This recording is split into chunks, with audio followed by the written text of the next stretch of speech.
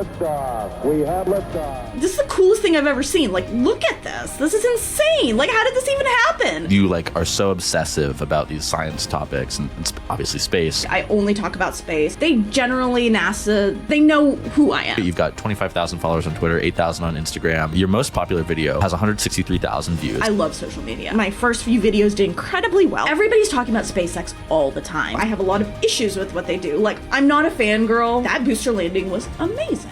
We have not talked about this at all, really, like the financial side of things. Yes. I went into this expecting to make no money for the first 2 years. Because I had one video go viral, I was able to do it. I have a policy of, like, even if it scares me, I try to say yes. Welcome back to the Creator Spotlight podcast. Our guest today is Swapna Krishna, the writer, producer, and host of Ad Astra, a YouTube channel and newsletter about space. She's been working on that for about 2 years, and I believe it's her first true indie creator type project, but she's been working as a writer for over a decade across space, science, technology, and pop culture. You may have read her work in Wired, The Verge, NPR, The AV Club, really far too many places for me to list here, plus podcasts. She even published a book last year called Stargazing. It actually is kind of overwhelming how much stuff you've done, Swapna.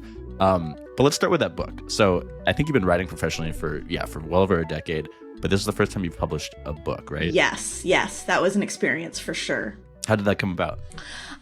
Basically, the publisher reached out to me. It's part of a series called Pocket Nature, and they're these small, really beautifully put together gift books. And there's different books in the series. There's one on clouds. There's one on like mushrooms. And basically the idea is to encourage people to, use nature as a method to mindfulness.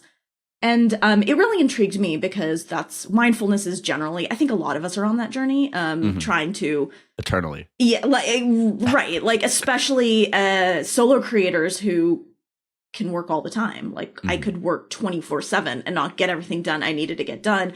And so there's so much in my life. I try to bring mindfulness to my life. And so it was a really attractive thing to be able to do, to take kind of the science I love and put this mindfulness perspective on it. So I said yes. And then, that was the first time I just sat down and I wrote the book. I started at the beginning. I wrote it. And it was such an experience because I'm so used to shorter stuff, one-off stuff. This is like the longest form you've ever done. Yes, exactly. Mm-hmm. Well, so the reason I wanted to start with that is like, it seemed in my researching you yesterday, it seemed like it really summed up kind of your philosophy in some ways, where like you like are so obsessive about these science topics and obviously space, but your skill and your joy is like making these things accessible and like nerding out on them with other people and like sharing it, and it's this like social curiosity, this shared curiosity. I don't know. Is that a fair way to describe kind of your approach to your work? That hit the nail on the head. That is exactly what I want to do. Space can seem so vast, so incomprehensible, and my goal is to just take little pieces of it and share it with people. I love other people who nerd about space. I love talking to people who know every detail about, the history of Apollo or, the latest SpaceX, vehicle. Like I enjoy that, but that's not necessarily my primary audience. The primary audience that I try to reach is just people who don't know anything about space, but think it could be cool, but don't even know where to start. Like when I try to talk about things, I try to explain them in a way, whether I'm talking about something very technical or, cosmology and the Big Bang and the evolution of the universe.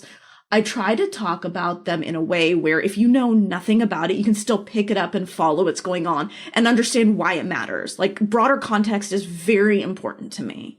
Yeah. Well, yeah. In like the welcome video at the top of your YouTube channel, that you kind of say as much. You're like, I'm not a scientist, but I am a science communicator, and like my job is to like help you understand these things. But so the YouTube channel. Before we talk about that, I think we have to talk about PBS's Far Out, which is a YouTube show about the next 50 years of science and technology that you hosted and co-wrote for 7 episodes in, I think, 2022. And these episodes, they did well. I think of the 7, the lowest view count was 8,000. The highest was 347,000. Yeah. Was this your first foray into writing and even hosting video content? Yeah. So this is funny. This series, it didn't run for my part in it didn't run for long, as you said, 7 episodes, but it really changed my career in a lot of ways. I'm very grateful to the experience. There was good and there was bad, like, of course, as any always the story like always a story with anything that you work on but don't own. But what it did was it basically taught me I have a natural affinity for being on camera, which I never knew. And if you watch the episodes, I'm proud of my performance, and that was my first thing it was some of my first stuff in a studio. I don't think my performance was very natural. I have a lot of criticism, but anyway. But I learned so much, and that's like all I want out of any experience. That's all I want out of anything I do in my career. I want to learn something and be able to, build on it or do better. So when I got the offer, it was a year between when I kind of got the offer for that show and when it actually started production.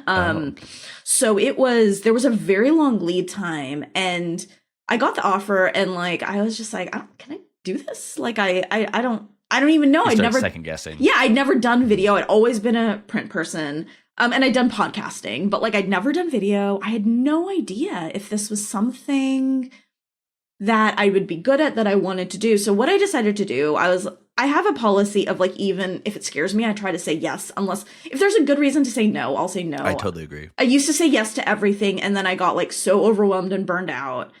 So now it's kind of like, if there's not a good reason if the only reason to say no is I'm anxious about it, that's not a good enough reason to say no. But if like I feel like I'm overwhelmed, I will absolutely say no. Well, I think I forget who I learned this from, but somebody said like, every time you say yes to something, you're saying no to other things too, which I think is like a good way to frame it. That's exactly it. And I'm at a point in my career where I get a lot of offers, so I don't say yes to everything, but this is something I was like, this is a challenge. This is something I've never done. Let's see how it goes. So I said, okay. And then I was like, one of the hardest parts of podcasting, and most of my podcasting has just been for fun. I've not really. Wait, so real quick, you've been doing this podcast. What was it? Desi Geek Girls, yeah, since 2017. Yes, you've done oh my god, episodes. Which I like realize it was that like, long. Well, so almost 8 years. You don't do it every week. Sometimes it's like every month. Right now, in the beginning, I think it was every week. I guess let's go. This is a tangent from the PBS thing, then we'll go back to the PBS thing. So was that kind of your first like non-written thing that you were doing where I was regularly doing something non-written, and I was really nervous about that too, because I was like, I don't think any of us like the sound of our voice when we first start doing things like that. You gotta get over it. Yeah, exactly. And I was like, but it was an excuse to talk to my best friend, who we're still best friends, on a regular basis about the things we love. Because while we talk about life and our work and stuff like that, because we don't live in the same place, I have a kid, like, it's just, we're not talking on like the phone a lot. A lot of our talk is about texting. Creating this really intentional hour. That's exactly it. We created this time for us to talk about the things, like the stuff we have in common that we love, and we only talk about what we love. We don't really go into negative criticism. That's what it was. And, we still do it sporadically. We're not as on regular of a schedule as we've both gotten more. Yep. As we've gotten more busy. But that experience, actually, because I'm the one who edits it. Preeti, my podcast partner, is the one who, she does all the show notes and stuff like that. And I edit. That's our division of labor there. Editing it is what got me used to listening to the sound of my voice. Oh. So I was like, okay, if that's the case, then I need to get used to, in a pretty quick manner, like my face being slung around on a thumbnail without cringing, being able to watch and kind of turn off that part of my brain that is like, I'm seeing myself on screen. I think there's another thing that is such a internet, creating stuff for the internet, I don't know, rule or truism that I've learned is like, don't kill the part of yourself that's cringe. Kill the part of yourself that cringes. That's exactly you just have to get it. over yourself. And this is my work. So I was just like, if I'm going to be on video, I need to get used to seeing myself on video. So that's when I was just like, okay, I'm not a huge consumer of video. I'm of the era where I prefer the written word. That's how my brain works. But I was like, okay, let me try TikTok. I wasn't expecting anything of this. I didn't go into it being like, okay, I have to be successful. This was just something where I'm like, okay, I'm going to start doing this and see what happened and see what happens. And it just like took off. Like my first few videos did incredibly well. So I was like, okay, maybe there is something here. Maybe I do have an appeal on camera. So I started doing it more and more. And exactly, I killed the part of myself that cringed by just, once you cut yourself on video enough, once you edit your own videos enough, you're just like, this is me. This is who I am. It's fine. And so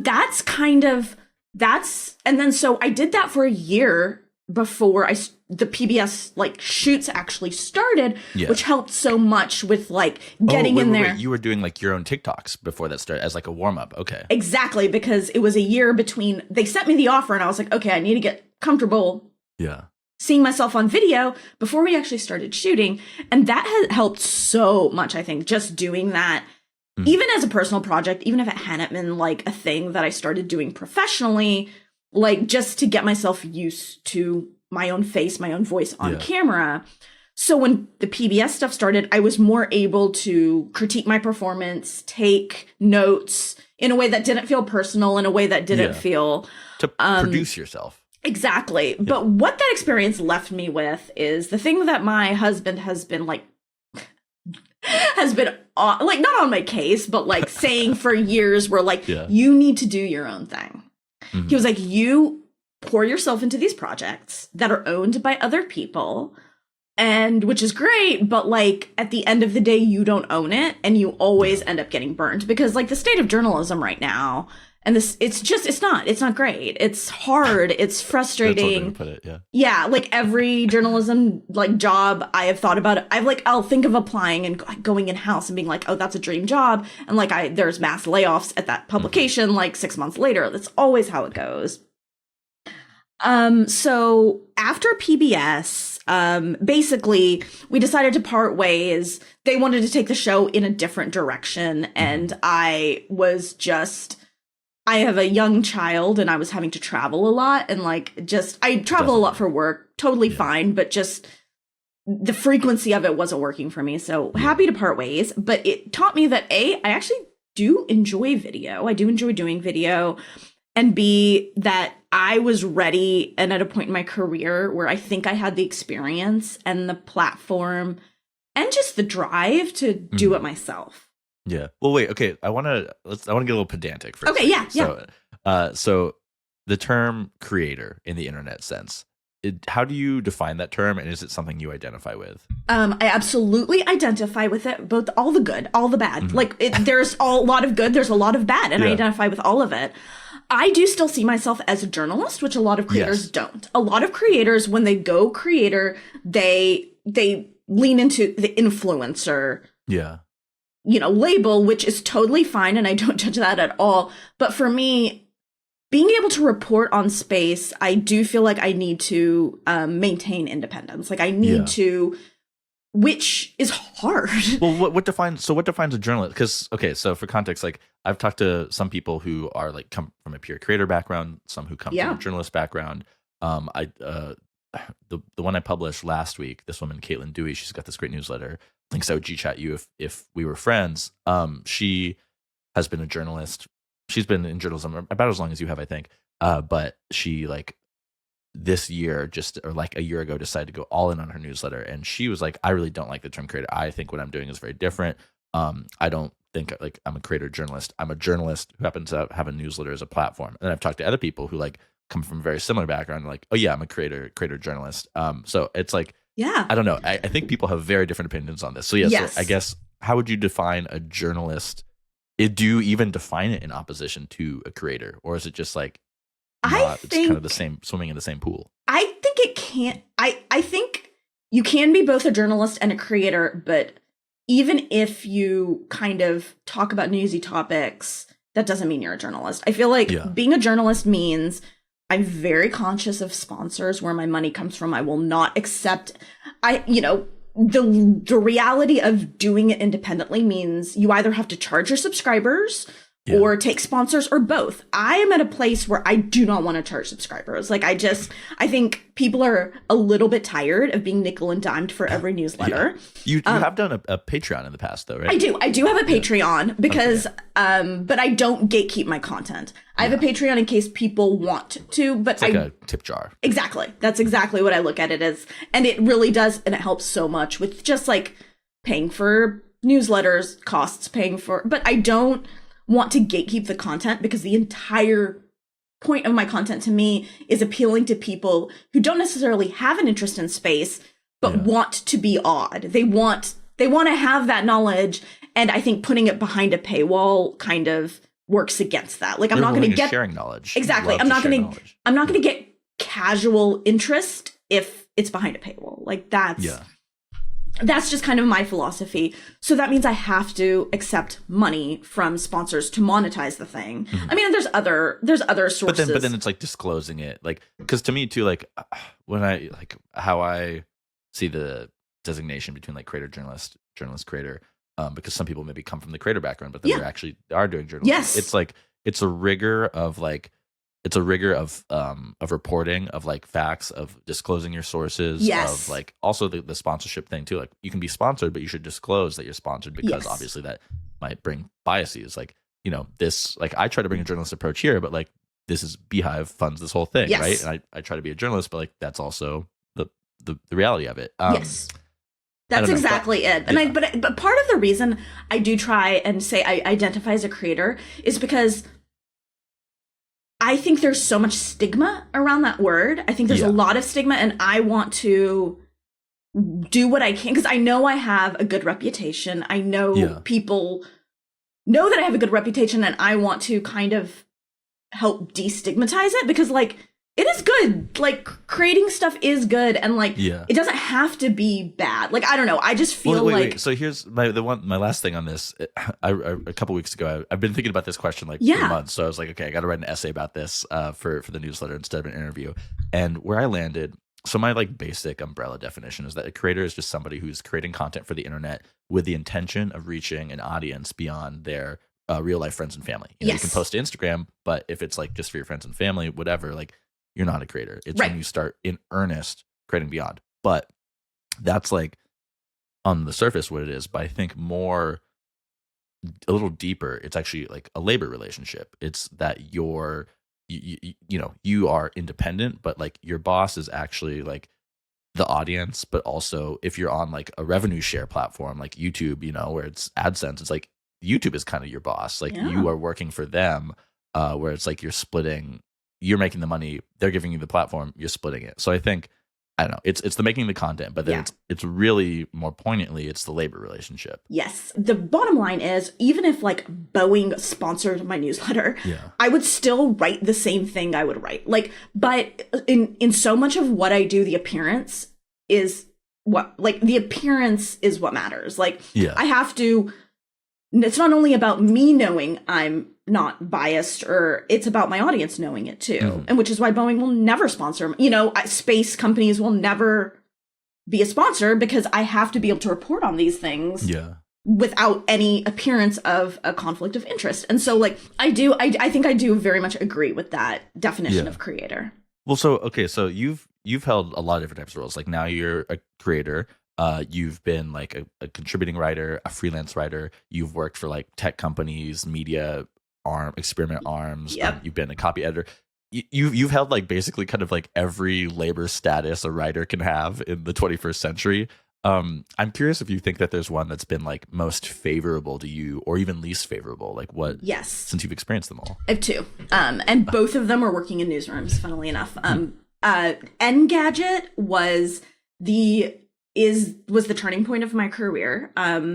Working at Engadget I will never have enough good things to say about that experience. Like, it was transformative. For me as a writer, for my career, before that, I did most of my kind of like up and coming, like first writing on the internet was like book reviewing, because I was an avid reader. I started reviewing books. And so like that's where I was like, oh, I can write on the internet, but what do I want to write about? That's kind of where what do I want to write about? Do I want to write about books for the rest of my life, and like, no, that was not where I wanted to do. And I'd always haven't had a huge interest in space, a lot of knowledge about it. And I was like, oh, like I could write about this. I think I could do really well at it, but I didn't go to a journalism school. I didn't know how to be like a reporter. I knew how to write, and I knew how to say like poli-sci, right? Yeah, that's poli-sci and economics.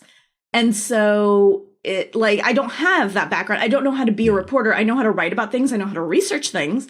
But how do I how do I work in a newsroom? So Engadget, I'd written about space professionally at that point as one-offs, and I think done a good job, but like just freelance, right? Yeah, just freelance. But Engadget was where like I went to them and was like, I don't have a lot of experience in this, but I think I could be good at this. I can do the work. Like I'm the diamond. You just need a polish. Yes, like take a chance on me. Yeah, and you won't regret it. And that's basically what I did. And they took the chance on me, and like that taught me so much about writing concisely. Like, you know, I have writing about a topic, how to write about a topic. I didn't have the background. Edited. Yes. Imagine. Yeah. Like so much about being edited, writing concisely. But if you asked me now, fast forwarding to Ad Astra, my one biggest weakness right now is I don't have an editor, and I need one. And so that's like my next goal, to hire somebody to edit me, because I need one.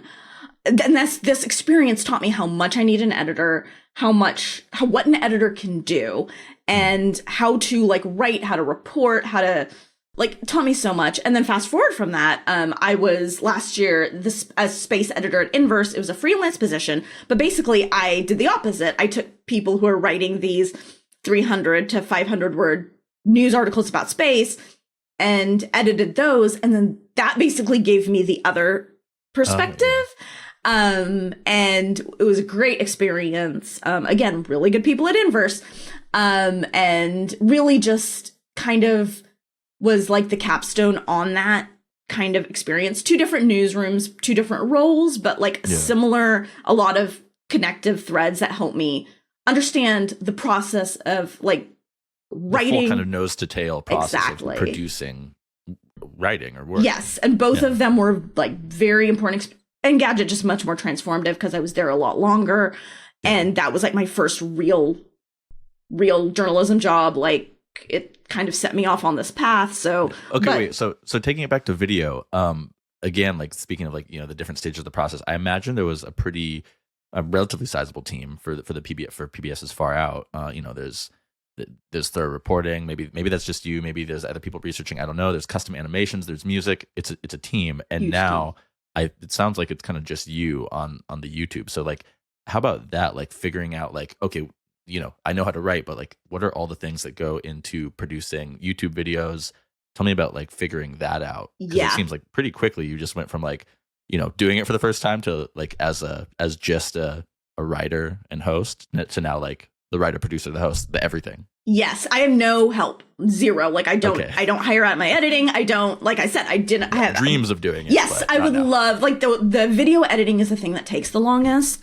And so that's something I would love to hire out at some point. But I'm also very, very aware of YouTube channels that grow, hire everything out, and then the algorithm changes, and overnight they've lost most of their revenue. Like, so I'm very careful about that. And like, I'm also at a stage where I'm still very much in the growth process. I'm still very new at this. You've been doing it in earnest for just under a year, really. I think. Yes, just under a year. 2 years old, but yeah. Exactly. So YouTube channel, I just started dabbling the same way I did on TikTok. Didn't expect it to go anywhere. Just see what would happen last year. January is when I decided to be like, okay, this is going to be it. YouTube and newsletter. I'm going to do this. I'm putting everything into it. So I was one of those kids in high school who, I was not like in the AV club, but I was AV club adjacent. So like I learned, they were all your friends. Yeah. So like I knew how to edit video, or like I learned in high school basically what a video edit program looks like, how to edit video, the very, very basics, like what basically just like what a timeline looks like, dragging stuff. Like I learned that. So I had that in the back of my head when I went into this. And I started small.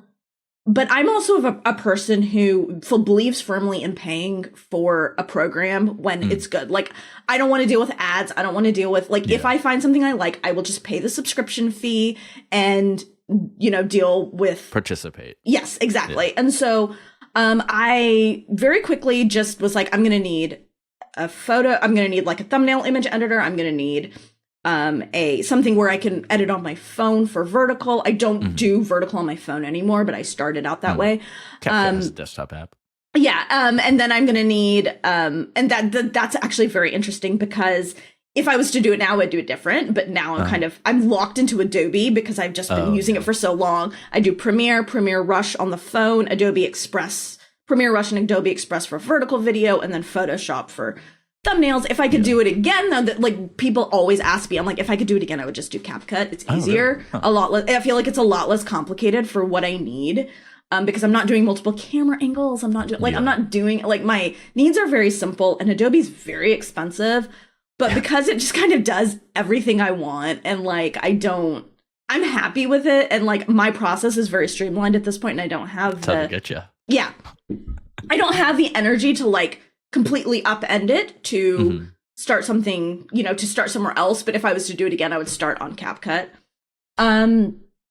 But Big so tip yeah, for those listening. Yes, I would. It's CapCut's easy. It starts, free, and it's like you can do it on your phone. They have a desktop app. Like I would, but is it so? Well, so the figuring out like these challenges, is it much different for you than like figuring out like, oh, how do I write this like how do I write the lead, the headline for this art? Like is it just kind of the same thing but like a different medium? I don't know. It is different in that like I don't think about writing. I write. I don't think like I know like some people. I can tell you're so prolific. Compose in their head and they think about an article. I just like sit down and write.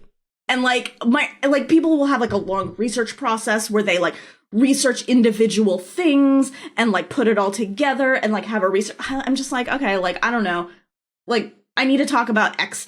I think I have enough general knowledge. It's funny. I'm thinking right now about like something I just wrote yesterday. It's like a 3,500 word script, which is going to be like my longest video ever on SpaceX's Starship's recent flight. And I'm focusing on the chopstick landing, right? I'm focusing in on just that because like I'm like everybody's talked about the flight itself, the overall of the flight. Here are the different parts, but there's like 30 seconds of that flight that is mind blowing, and there's a lot happening. And so I'm like, okay, I'm just going to zero in on that. And while I'm doing it, I have a lot of questions, a lot of research I need to talk. But so like this is part of why I haven't been able to hire a newsletter editor yet. I don't plan things out. I just get to the question and then I deal with that question at that time when I'm writing. And then, say, okay, email sent to, XYZ rocket engineer about X. And then I just start the next paragraph. I don't. Yeah. So I know what you mean. Like, even like for me, like I have a producer I work with for the podcast, and I have a designer I work with on like visuals and stuff. But and I've got another person who helps with social media and like sometimes like cleaning up transcripts. But when I think of like how do I break apart like the pieces of this and like make it more efficient to me, it's like anything. It's almost like it would only make it less efficient for me because it's all just like the way I work. It's not ordered. I don't know. I think that's a big challenge. It's just, I do it. I don't think about it. I just do it. And so, it's a huge challenge to bring that's actually exactly my problem. It's a huge challenge to bring other people into that. To break yourself into pieces. It feels so haphazard. Like when I explain it, it's so haphazard, but it's just very, like, I just do it. Like, I don't know.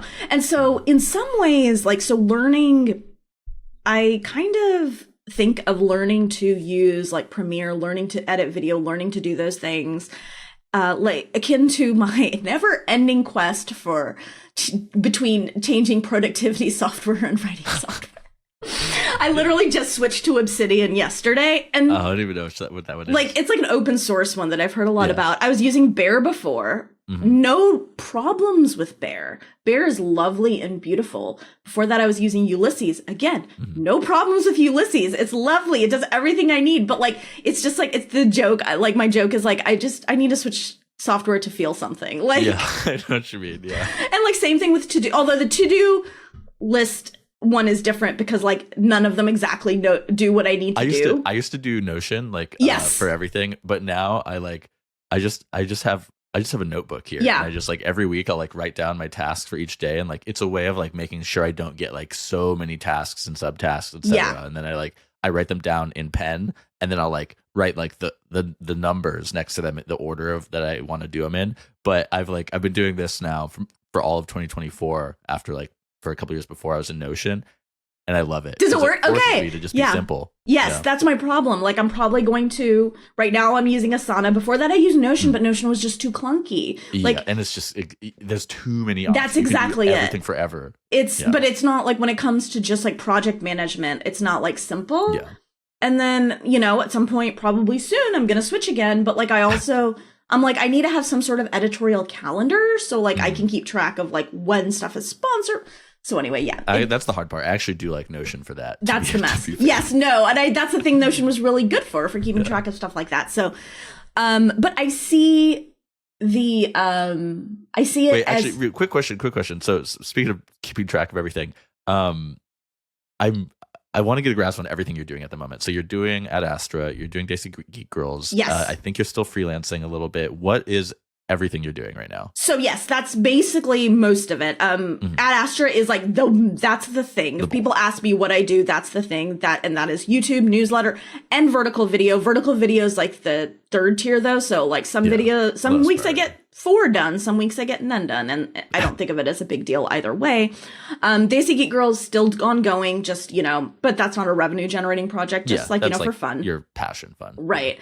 I still freelance regularly. I do space news for Fast Company and other places. That's I still write for places that kind of let me do what I want and say what I just kind of, they trust me to get the job done, and they don't have to manage me a lot. Places you've had relationships with for a long time. Exactly. So and I still love doing that, just the quick hits. But a lot of what I and so that's pretty much everything I think right now. A lot of what I'm spending my time on actually is just figuring out what and how I want to cover things. At the beginning of the year, I was feeling the pressure to cover every single space thing. Yeah. And I quickly realized that that's not possible. Wait. I would love to walk through that. Okay. Basically your production process from coming up with that idea through writing the video script to turning it into a newsletter. Let's say, I don't know, maybe you have a better example in mind, but one I watched last night that I liked was, can Boeing Starliner astronauts vote from the ISS? Yes, that was a fun one. The soup to nuts on that. That was so a lot. I get actually a lot of my ideas on social media. I take a news story, I talk about it on Blue Sky is Blue Sky as it's been growing has been really good for this. I do Mastodon as well though. I'll basically say here's a thing that's going on. And then I'll talk about it, or I'll say this is what I think is cool about it, and I'll wait and just see what people say. I'll just have the discussion with people. And I will also say, this doesn't work for everybody because I love social media. I actually really enjoy being on these platforms. This is not a thing I have to do. I like talking to people about this You're stuff. a very social person. Yeah, that's why I do what I do. So that's where I start. And then I'll see what people have to say about it. And this has been more and more. I didn't start out doing this. When I started in January, I just looked at it and it was my opinion and nothing else. Angle. Yeah. Now I look at, what are other people asking about this? What questions? I know a lot about this already. What questions do people who don't know a lot about this, who aren't so immersed in space world? Yeah. Exactly. I mean, that's what I used for my Starship video as well. The most questions I got was on that catch, and I was like, okay, zero in on the one thing people are asking about. So Boeing Starliner was the bane of my existence, and also the gift that kept on giving in terms of because I just became such an expert on it because I kept going. There's a lot of videos about it. Yeah, I kept in going. I just went in deep on one mission and just kept, as the new stuff kept coming up and hitting the headlines more and more, I had, I already knew it, so it was very easy for me to just come back and keep doing. But that was the one question it wasn't something that really occurred to me, because I do know that I do know that generally astronauts can vote on the ISS. That's something I've known. But when people started asking, can people vote on the ISS? Will they be able to vote? I'm like, oh yeah. And then I'm like, well, how actually does that work? And so I did just some very basic research on it. And then I was like, oh, they have to submit a card in advance. I don't know that they, but because they're up there for extra time, right? Exactly. Yeah. So they have to submit a card before they leave, but they were only expecting to be up there for 1 or 2 weeks in June, and they weren't expecting to still be there in November. So basically I NASA is really, really, really helpful. Like they're in terms of like information. Yes, and like I am fortunate in that they generally NASA press people know who I am. Do you have like a list of contacts there and who are like you're always, Yeah, they know like, hey. Yes. And like they know me, and they know that despite the fact that I'm doing an independent newsletter and I don't have necessarily the publication name behind me, they know that I'm not writing, they know who I am. And so they know you have integrity. Exactly. And so I get quick responses and well-researched responses. It's actually, I'm very grateful. But so basically I sent this email. I got a response a few, days later on the ins and outs of it. And I was like, okay, I can structure a whole thing around this because there have been enough questions. So like for that video, I waited until I had the response from NASA to see if there was anything even there. Like, is this enough to do? Because for YouTube, that one I think that one's only like 5 minutes long, but generally for YouTube, the thing I learned very quickly is once I got into the revenue program is that you want to have a video that's about 8 minutes long, because then you get two ads and you just maximize revenue. And so when I try to think of topics, I try to think of things that will be a bit bigger, because at the beginning I just did these like quick 2 or 3 minute videos, which are great, but YouTube audience is looking for something a little different. First of all, they want longer videos. And then second, for the revenue share, you want a longer video. That one's shorter, but generally I try to hit at least 8 minutes. You want something that somebody can settle in for one or two videos on their lunch break. Exactly. Without touching their screen. That's exactly it. And like learning about YouTube viewers' habits has been a big part of this journey. What they like, what types of videos, what topics do well, what topics I want to avoid, that sort of thing. But then I sat down, I wrote the script, like I told you, I sat down, started writing, and then researched where I needed to. And then basically I'm still at a point where I'm not planning ahead in any significant way beyond like, here's a launch date. I'm probably going to want to do something around that launch date. The days I probably want to do. Yeah. Like I know generally but like so much comes up at the last minute in space that it's very hard to have like an editorial calendar planned weeks ahead. Like usually I'm just kind of seeing what comes up.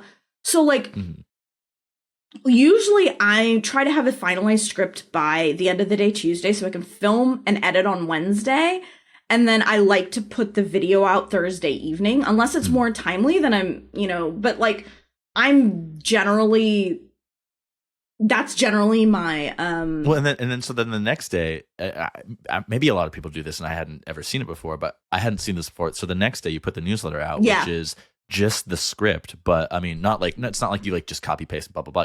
You add in links and you put in images, and like reading the newsletter first, because I read some of those before I watched the video. I was like, oh, this is good, and then I watched the video. I was like, wait, it's the same. It's literally, and that's what people I think don't realize. So it is such a low lift. The newsletter is, because I've already written the script. So basically, when I started this, my husband is like, he was a big helper in terms of helping me figure all this out. And he is like a very big YouTube watcher. Many such cases when I talk to people for this, it's like, oh, my partner is like kind of the invisible hand here. Yes. Too. Oh no. And he is like, he is the deal we made and that we still have is he moderates my YouTube comments. Because like, I was like, that's the one thing I don't necessarily want to touch. I don't want to be the first eyes on it.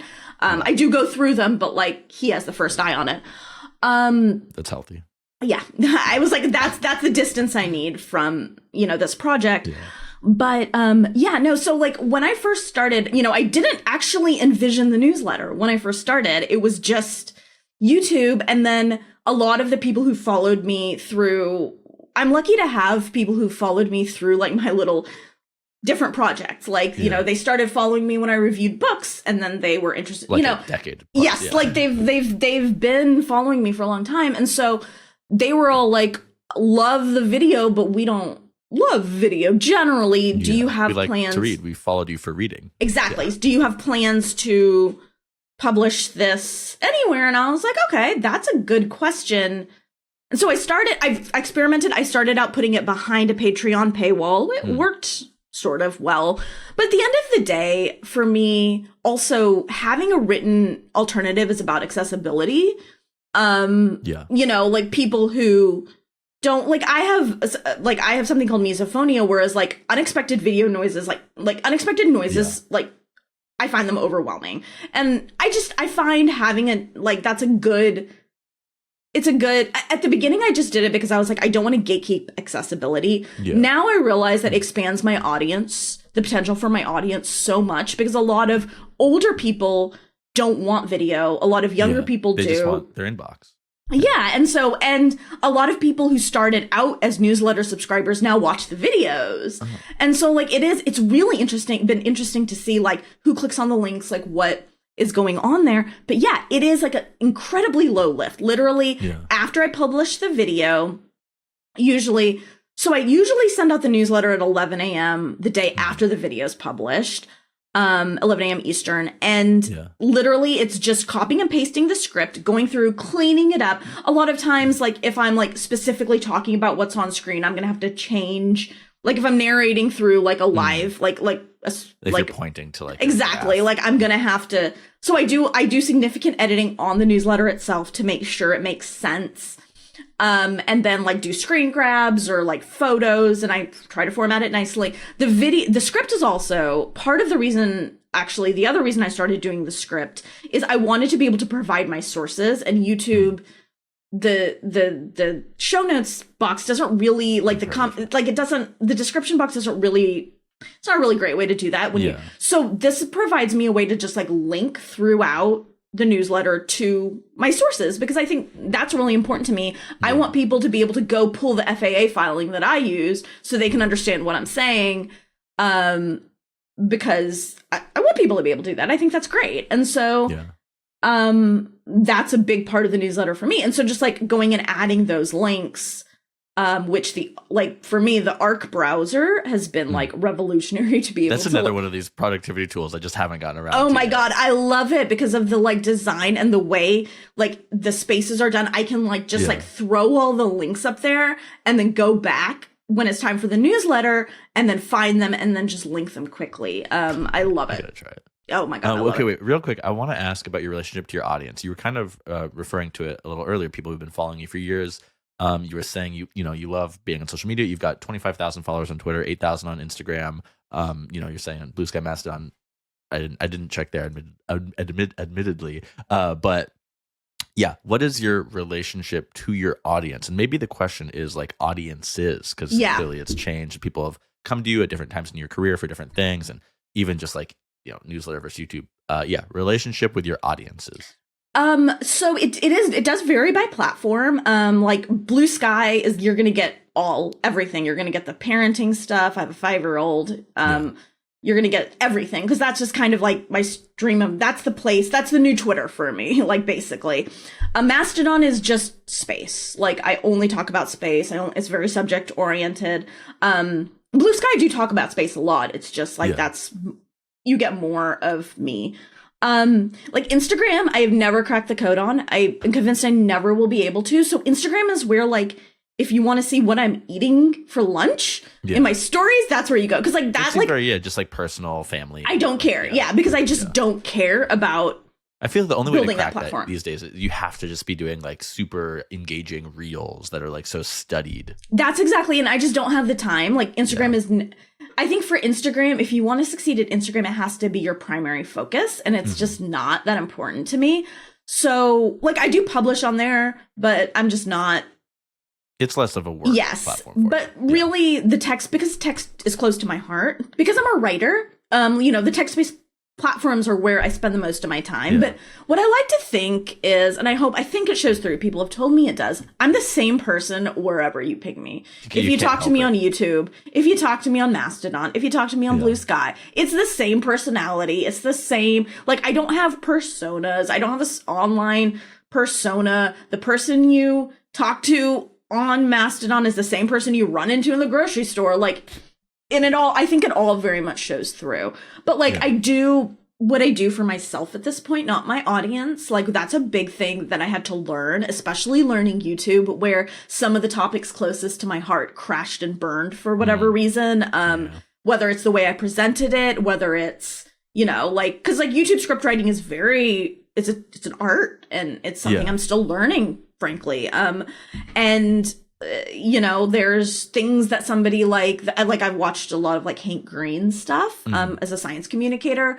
There's a lot of stuff he can get away with that I cannot, for various reasons, in terms of I'm new, people aren't willing to give me as much leeway. I'm a woman of color talking about this. You know, there's a lot of stuff. So it's like learning. There's a huge learning process. But that being so, I have learned that I do the topics I do because they interest me. I'm not when I first started, like I like we talked about before, I felt the need to hit every big space thing. The bottom line is I have a lot of, like, for example, SpaceX is a topic that always does well on YouTube. Always. Always. But I like SpaceX. I have a lot of respect for what they do. I have a lot of issues with what they do. Like, I'm not a fangirl. You're not going to find me like fangirling over them. But I also have like respect, like that booster landing was amazing. That was an amazing accomplishment. And I have a lot of respect for that. I have a lot of respect for the engineers who work there. So, like I don't actually need to hit every flight. Like I don't like, I don't need to do that. And I was feeling like I had to, for the audience and for like, to make myself, like, to make my reputation, like everybody on YouTube does this, I need to be doing it too. Like, no, I don't. And like, it's killing me to have that frequency of, I would rather pick, like, for example, the Boeing Starliner, like we talked about, one interesting mission and go in depth on that over multiple videos than just like hit every space thing that comes out. Well, wait, so, there's one thing, I don't know, there's this older issue I've done of Career Spotlight. It was one of the first ones I did. I interviewed this guy, Andrew Huang. He's a big music YouTuber. And he has his like framework for deciding what to work on, where like there was like an 18-month period where he decided he'd gotten to like 300,000 subscribers. He was like, I got to go all in. Like I'm going to do every Tuesday, every Thursday, every Monday, every Thursday, I'm going to get a video out. And so he has this kind of like, you know, like ikigai, like the Japanese concept of like finding it. Yeah. He kind of had an adapted version of that. So like he had like a huge spreadsheet with like hundreds of ideas he's always adding to. But his like framework for deciding what to work on, which I had to bring it up because what you're talking about reminded me of it, is like, it's basically the same as ikigai, but there's like, I think one difference or so. Anyways, this is what I want to do, what I'm good at, what's trending, what's worked well before, and what makes money. And he's like, I just want, ideally you hit all 5, but you have to hit all 4. And if it doesn't hit all 4, you don't work on it. Yes. So it's like, you're kind of in the process of like developing that sense. That's exactly it. I'm in the process of figuring it out. And I don't mind doing something because like, I know it'll do well. Like that's okay. But I want to like at the end of something else too. It has to be like, I have to be passionate about it. I have to be interested in it.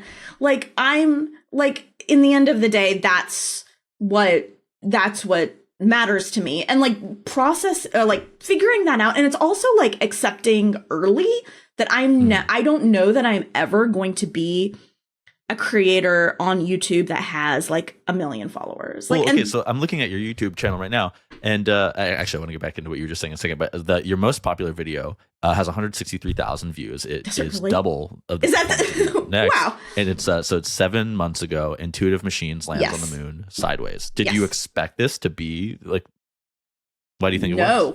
I think because it was a small commercial moon landing, part of NASA's CLIPS program for the Artemis mission, and I genuinely feel like people weren't paying attention. NASA, I have a lot of respect for NASA. They have not done a good job at publicizing, for whatever reason, the Artemis program. The number of people I have to tell, like, no, NASA's handing over low Earth orbit to commercial companies so they can go back to the moon and establish a base.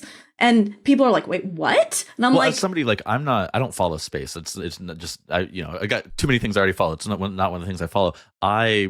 The news I get, the news that bubbles up to me is basically just SpaceX. Not even like Blue Origin. I forgot Blue Origin even exists. I don't even know if they still do stuff, but it's just SpaceX because, I mean, it's, the Elon Musk, like, whole, and just like, bubble. They're flashy. Like, they're doing really cool things at a time where it feels like no one else is. So like that just chokes like the like, the little bit of this niche that like bubbles up to the general public, me who doesn't follow space. It's like that just dominates that, right? And like I think it kind of goes back to actually what we were talking about a few minutes ago about like, I want to cover the things that people necessarily, maybe they are covering them, but like it's not that was something that people weren't talking about. And then all of a sudden everybody was talking about it.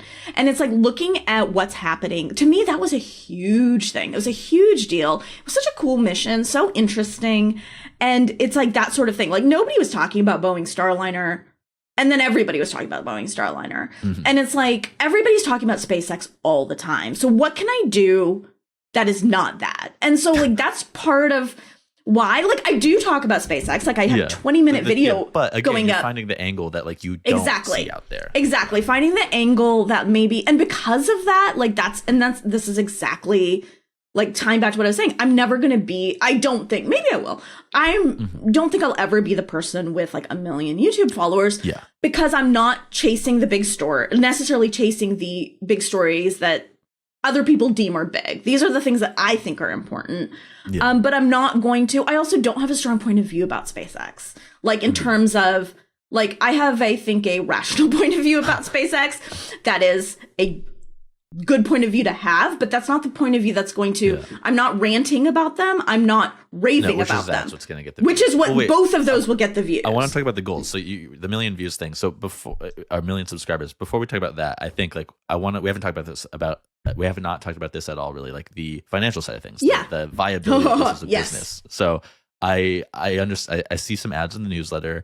I didn't necessarily see ads outside of YouTube AdSense in the videos. And I'm not really sure how much it like costs you to produce a given video outside of your time spent. Yes. So like, tell me about the financial side of the business, the feasibility of the business, how you're making this work. That's a great question. So I went into this expecting to make no money for the first 2 years. I was just like, for the first 2 years, I have my husband, we are lucky enough to where we're comfortable without me making an income at all. And you do have the freelance as well. I have the freelance to support it. And I have health insurance, which is like anytime anybody asks me how I do what I do, like how I freelance, how I deal with the uncertainty, I say I have a partner who brings in a steady income and has health insurance. And honestly, that's how I'm able to do it.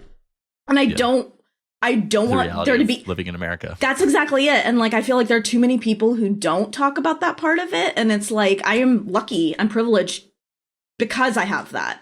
Yeah. So, I did not expect to make any money. Like, I expected to be in the hole deeply for 2 years while I'm building this up. And my view was, because like, it's like starting a small business, and small businesses don't make money usually for the first 3 years. So I was like, if at 2 years I'm still making no money and it's going really badly, because also I expected it to take a very long time for me to get into YouTube's like revenue. I did not expect to have a video go viral. I thought I was looking at Social Blade. They like track, YouTube analytics and stuff. And I think in like your first month or two, you already hit like 4,000 subscribers. That's your it. First month or two of doing it in earnest. Yes. This year. And so like, I hit the subscribe, and I hit like with that video, which was maybe that landing was in like late January or February. I started in earnest in early January. So it took me like a month and a half to hit the YouTube revenue. So like to get into the partner program, because you need 1,000, right?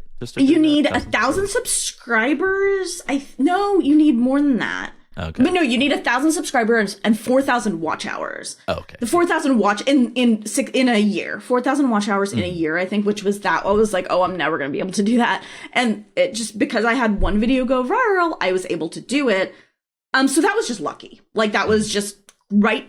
Good timing, good, all of that. Well, and like, your years of experience producing media. But so much of like, if like going viral is just luck. Just luck. So that was great. And that was unexpected. So, but and I do actually make a decent amount off the YouTube partner program. It is like, it's great. And it only continues to build. Yeah. And as you get the backlog, people watch those videos. And so, in that sense, and that has in some ways like been like, okay, I need to make more evergreen content.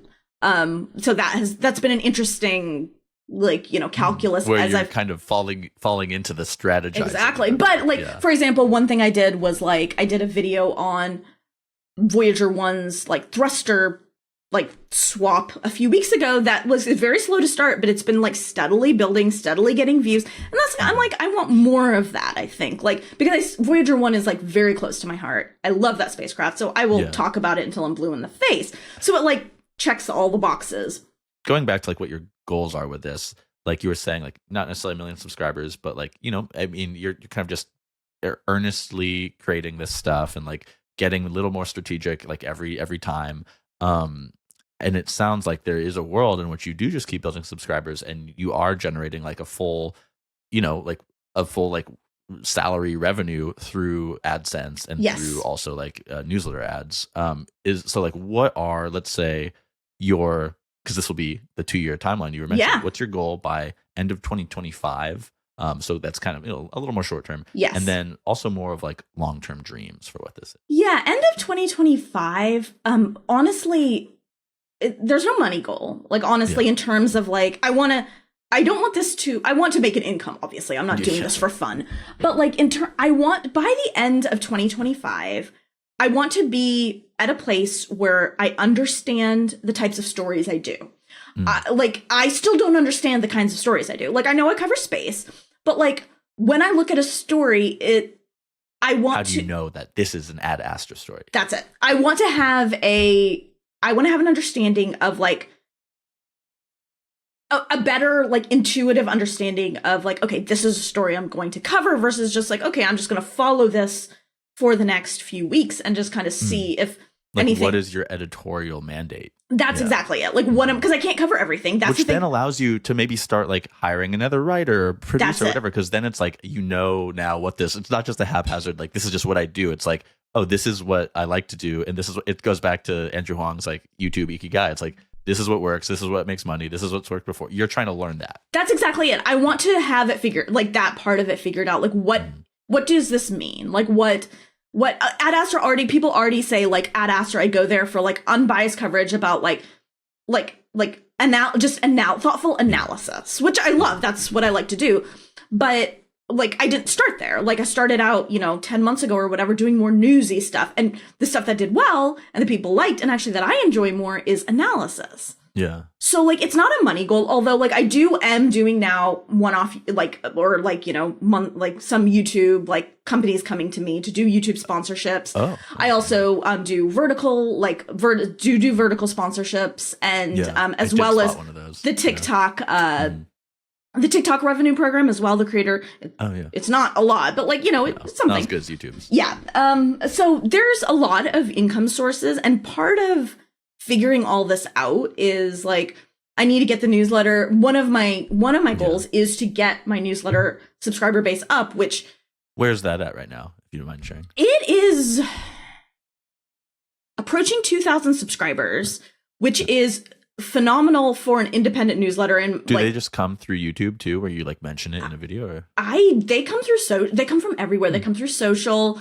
I try to be very mindful of every time I'm going to like, okay, this is what's coming this week. Here, the YouTube video is coming this day. Here's where you subscribe to the newsletter if you want it. Yeah. That always brings subscriptions. But now it's like word of mouth. I think like I am not, because I promoted it very hard for the first 1,000 subscribers. I did a lot of like beehiiv's growth, the boosts and stuff like that for the first 1,000 subscribers, because I was like, that to be in any way legitimate, you need a foundation. I need a foundation. Yeah. Once I got there and stopped, and I figured the growth would taper off, and it's actually increased, I think, the rate of growth. And I think because people are recommending it now, and it's like out of my hands. Well, it's a unique, I mean, I found out about you because somebody at Beehiiv, one of my colleagues, I was like, hey, like, well, you got any favorite newsletters these days? And he was like, shout out Ryan Roop. He was like, oh, you got to check out Swapna's stuff. Like, it's so good. I'm a big fan. And that's so what like, you are a unique you're selling a unique product. That's what I'm finding, that people are really responding to the way I write, the way I talk about things. And I think people are looking for a sense of wonder. And that's the thing I've never lost about space. I think people are looking for a reason to be inspired. People are looking for a reason to have awe when everything around us feels like trash. Like in a world like it's a hard world to live in. And I think people are looking for that. And I like multiple people have told me, like, I follow you because you like, I love your enthusiasm. Like, space isn't my thing, but I love how much you love this. And like, it comes through in everything you do. And I think that that's something that I bring to the table, where, yes, I'm a journalist. Yes, I try to abide by those principles, but also like, one of the reasons I wanted to go independent is I didn't want to have to tamp that down in order to report. Like, I don't, like, when I'm reporting for a third party, like a third party organization, I try to keep the enthusiasm low and like how cool is this low in order to like be a little more professional. I don't have to be professional on my own newsletter. I can just be like, this is the this is the coolest thing I've ever seen. Like, look at this. This is insane. Like, how did this even happen? And that's what I try. Like, what I'm realizing more and more is those are the things I want to write about. And so so all of it is just slowly figuring out, how do I write about this stuff more while also feeling like I have a hand in everything that's going on. Wait, I love this. So I want to talk about this for a second, and then we'll probably wrap it up. But two things this reminded me of. Like, one, I want to go back to like one of the very first things you said about your husband being like, oh, you have to go do your own thing. But then I'm also thinking about like, Taylor Lorenz, the big internet culture journalist who just went independent. Like, in her post when she was announcing that, she was like, I think this era of like faux neutrality journalism is dead. Or this woman I spoke to back like a few months ago, Umbrina Ali, she has this newsletter, Central Daisy, about like, the Daisy community in New Jersey, for the Daisy community in New Jersey. And she was like, like 20 years ago, I was reporting on these things and like having to be neutral. And like, there were things where like they affected me and I felt wrong to be neutral. And so I wanted to like make a news outlet like kind of for us, by us. And I think that to me is what is really interesting about like kind of this creator journalist thing is like, I in an era where media literacy or media trust is lower than ever. I saw some graph about this yesterday. It's like, I think people, for better and for worse, are looking more for like people who are like doing what you're saying, like writing about what you care about with your personal point of view and like being honest that it's your personal point of view. I don't know. Yeah. I don't know if there's a question there, more of just like what I'm seeing. But no, I totally agree with that. Like, I don't want to have to tamp down that enthusiasm. And like, also, I think it's so interesting because like, it's just, space is everything now. Every like the way that 10 years ago it felt like every company was a tech company, it's starting to feel like every company is a space company now. And so like, you can't cover all of it. And so maybe I'll like, instead of feeling like I have to cover everything, and this is the journey I've been on, maybe I just cover the things that make me go like, I cannot believe what I'm saying. Like, or this is like the conversation about like AI and like AI content. And, like, how it's like, when there's all this slop, like what matters is having taste, and what taste is having a point of view and like a personal lens on this, right? And it's like that again is what you offer, is like your very particular taste on space. Exactly. And so that's what I'm trying to figure out. I know my taste, obviously, because I'm like, okay, I think that's cool. And I can tell you why I think it's cool. And that's a talent. And that's something I've worked very hard to build and develop, and a skill. But also like, when can somebody else look at a space story and say that's an Ad Astra story? And that's what I'm trying to figure out. Like, you know what I mean? Like, I know because I have it's me. I think that's so smart to articulate that as like a goal. I really like that. I want somebody else to be able to look at something and be like, oh, this is something she's going to cover because this is a super interesting story. And that's the sense that's what I'm still figuring out. Yeah. Well, I think that's a great place to end it. So yeah, Swapna, thank you for joining us. Thank you so much for having me. Yeah, of course. Go check her out at Ad Astra Space on YouTube. And this has been Creator Spotlight Podcast. I'll see you next week.